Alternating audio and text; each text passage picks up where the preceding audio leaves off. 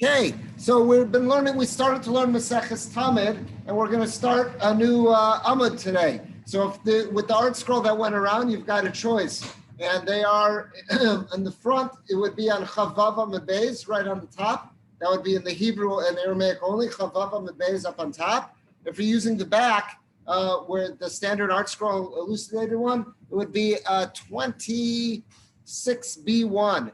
26B1 in Tamid in the back. All right, so let's jump in. The Mishnah had told us, started off telling us about that there were three spots in the Beis Hamikdash where there would be an honorary night watch, where Kohanim would stand guard as a way to show kavod, as a way to show respect in the Beis Hamikdash. And two of those places were called the Beis Avtinas and the Beis Hanitzos. The house of the room, the chamber of Avtinas, that's where they mixed up the ketores. And also the Beis Hanitzos, the chamber of the Ray, that was where they would get, we'll see, that'll come up later, but that's where the first daybreak, where they would have someone up on top to spot it. Now, what the Mishnah said about those two places is that those were elevated, that there was like a second story, that the Kohanim, they weren't standing on ground level of the Beis Hamikdash, rather they were on an elevated platform. So the Gemara wants to say, Bailu, so the question was asked, Aliyos Mamashavu, were these actually like upper stories? And there's these places, were they really like a two-story structure that someone could have stood underneath, and then on top of them there was a second story where a Kohen would be up on top? Or, Odilmo, or maybe it was, maybe it was just an elevated platform. In other words, it wasn't like a two-story structure that someone was underneath and then someone up on top, but rather it was an elevated platform, let's say 6 feet off the ground. So you wouldn't call that a two-story structure. It was an elevated stage or something of that. So that's what the Gemara wants to know. Tell me about these two elevated platforms that the Kohanim would stand guard on through the night. So the Gemara says, I've got a way to answer it based on a Mishnah in the next Maseches, which is Midos. It says Tashma, so come in here. So we've got a Mishnah in Midos. Titznan. We learned in the Mishnah, Midos Shabbat Safon, on the north side of the Beis Hamikdash. So if you want to just look at your map, that's folded up in your Gemara, you'll see that there, that the north side, Safon, you'd have to turn it on side if you want to put it so it's true north is pointing up.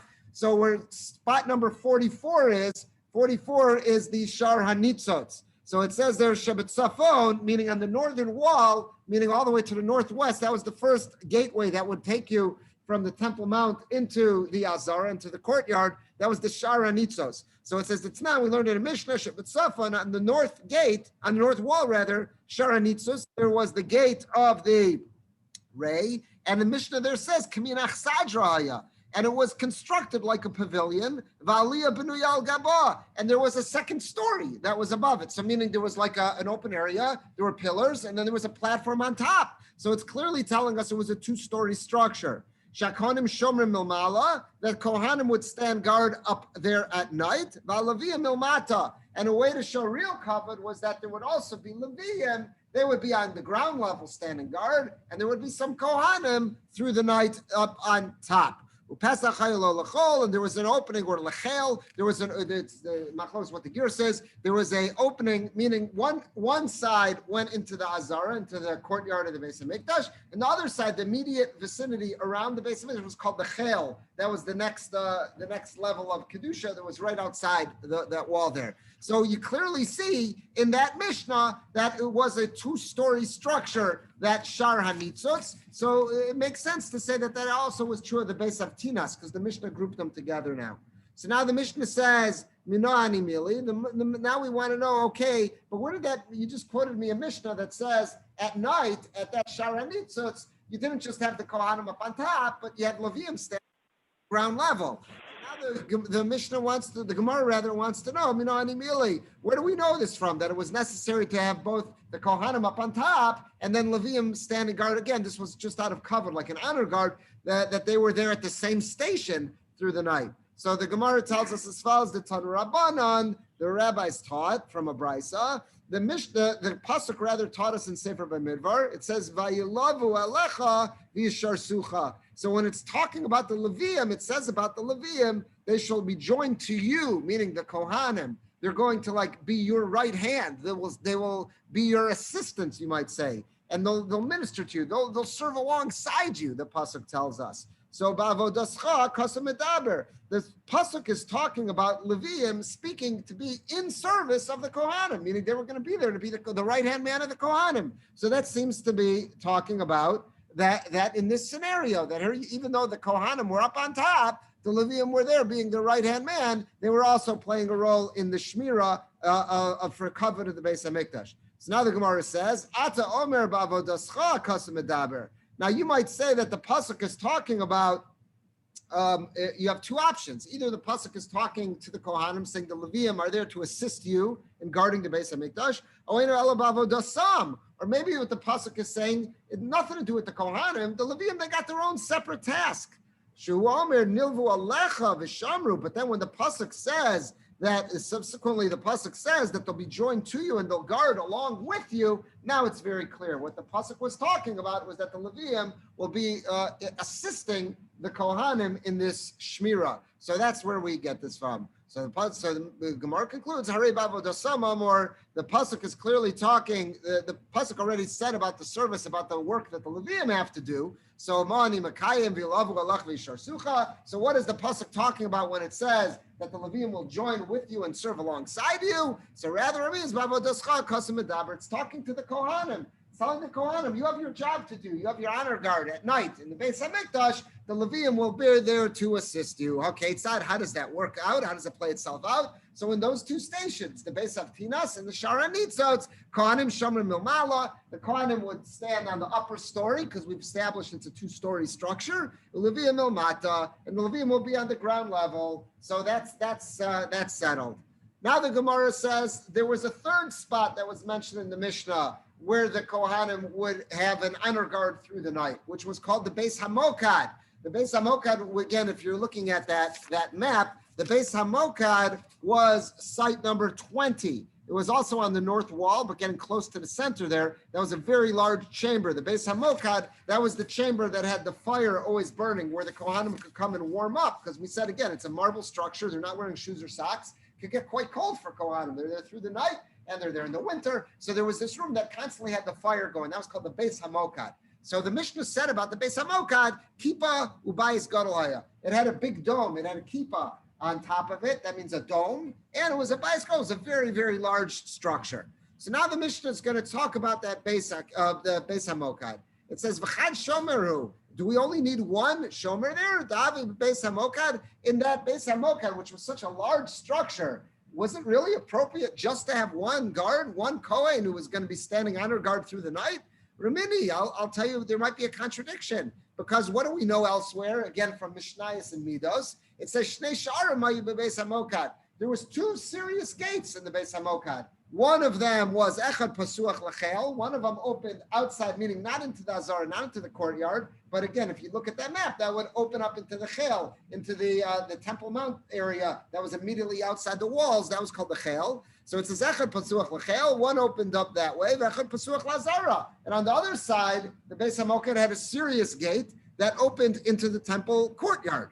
So it says, so it would have been appropriate then you should have a guard standing at each gate. Why is one guard enough?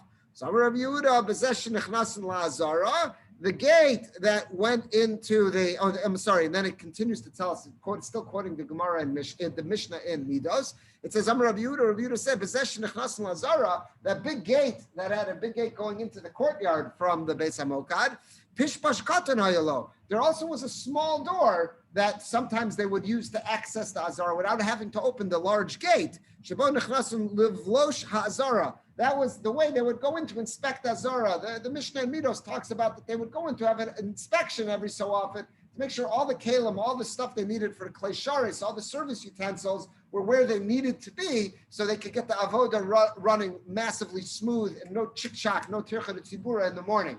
So it's just saying that there was these two entrances from the Beis Hamokad, one going to the Chel outside to the Temple Mount, and then one going to the Azara into the courtyard. So the Mishnah wants to know, the Gemara rather wants to know, so why was it that one guard was enough? If you have these two gates, maybe you should have positioned a Kohen at each gate. So the Gemara says, Rabbi, he answers, Kevin the Gabi Adadi Avikame. You're right, there were two gates. However, they weren't that far apart from each other.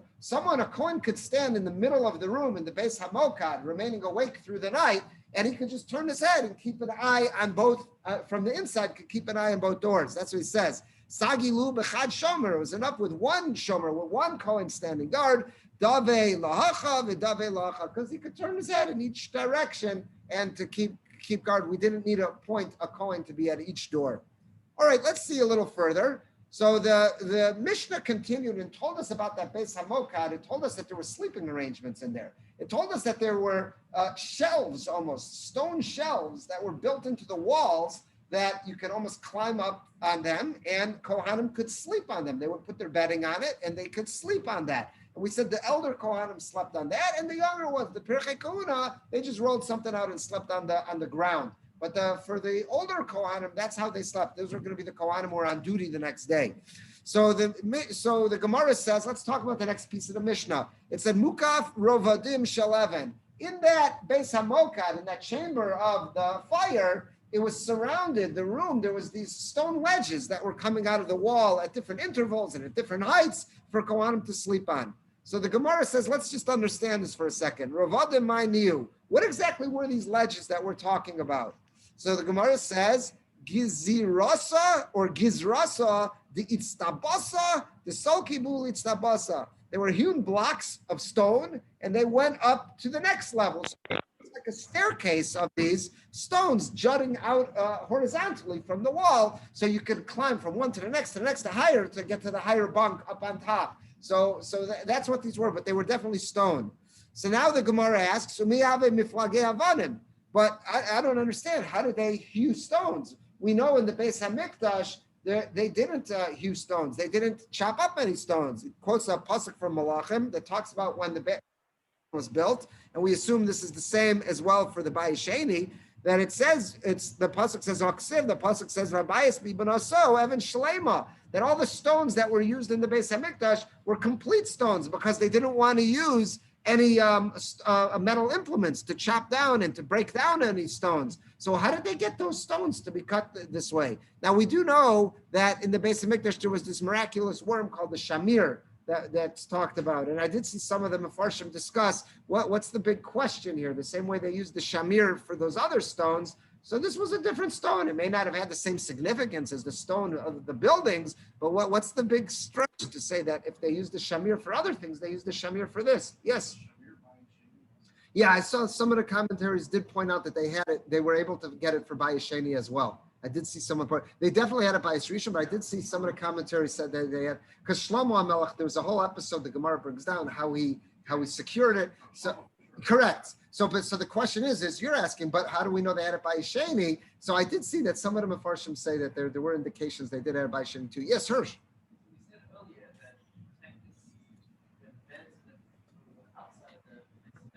Correct, but it was still part of the temple structure. So they may have been outside the borderline in terms of Tumah and Tahara, but there's still parts of the walls, and the walls they had to use the shamir for. So the question is, how did they get these hewn stones to be like this? So the Gemara answers, Amar Abaye, the miskane maise meikara avne zutrasa avne ravasa. So Abaye answers that it says they prepared and they brought from the very beginning some smaller stones and some larger stones. K'rechsiv avnei eser amos v'avnei shmon amos. So Abaye wants to answer this, saying you're right. In the Beis Hamikdash, they didn't use metal to break down any stones, but in the quarry they were allowed to use it over there. That's what Abaye's answer is. Now, I saw some Mefarshim bring down. Not everybody agrees with Abaye. In other Gemaras, they say no. They didn't even use metal implements to break down stones in the quarry, not just in the Beis Hamikdash. And they would have answered that they used the shamir. And that's where I saw that the discussion comes up. Did they have the shamir in the second Beis Hamikdash? And there are some who say, yes, in fact, they did.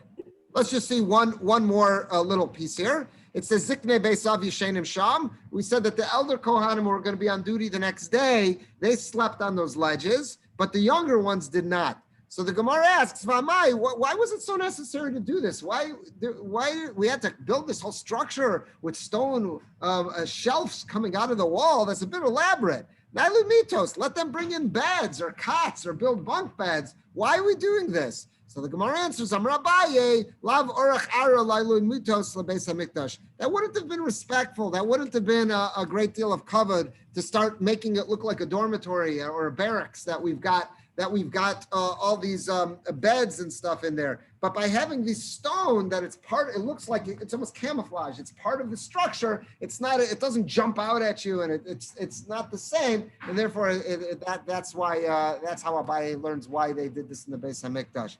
All right, let me hit the stop recording here. I